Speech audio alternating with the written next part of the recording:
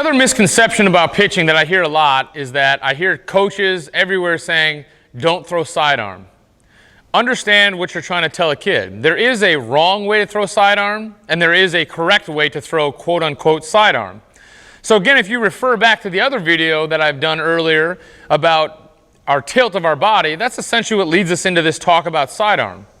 One of the most efficient ways to actually rotate and turn your body is to throw quote-unquote sidearm, meaning that on the unload of my body, as my hips rotate, my arm will come around my body into its throwing position. This is what we would label in the industry as most people would quantify it as sidearm. This is essentially just a normal unload for everybody else. Now again, if I'm at somewhere between 180 and 154 degrees at the point that I release the ball, I'm going to even use just like closer to 154 degrees here. For me now to not look sidearm, again, I'm going to have to tilt my body. So at this point, my arm angle is actually not changing. I'm still at 154 degrees. I've just moved my body off that point. So what you're doing a lot of times by telling a kid not to throw sidearm is you're teaching them how to be less efficient with their body in their turn. Now, if you run into that one case where a kid has an incorrect sidearm action, that's a different story. It could be because of a couple different factors. I'm going to go through them with you and explain to you what to look for if you see that. So I'm going to give you a couple examples of what could go wrong. So if you see it happen in your kids, you can go to them and correct them and fix them without telling them that they shouldn't be throwing sidearm. So the first one that you're going to see in kids is if they rotate their shoulders too soon in their action. So if I start my landing and I immediately go into my shoulder turn, my external rotation is going to happen immediately. So my arm is going to start to get externally rotated before I turn the corner.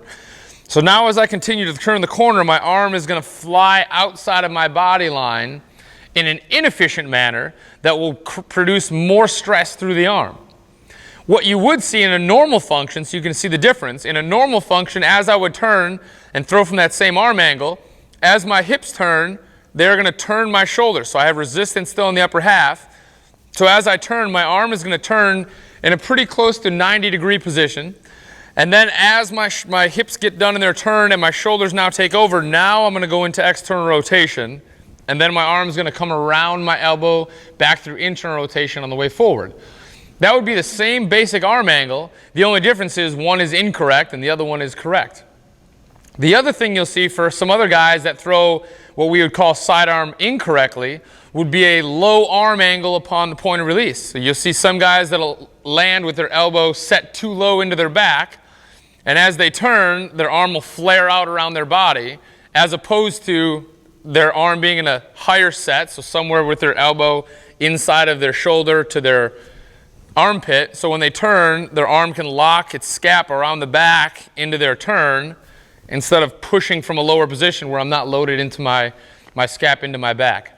So make sure when you talk to your kids about throwing sidearm, you don't tell them that throwing sidearm is incorrect. You just make sure that they are efficient in their turn so that they're not putting more stress into their arm in that turn.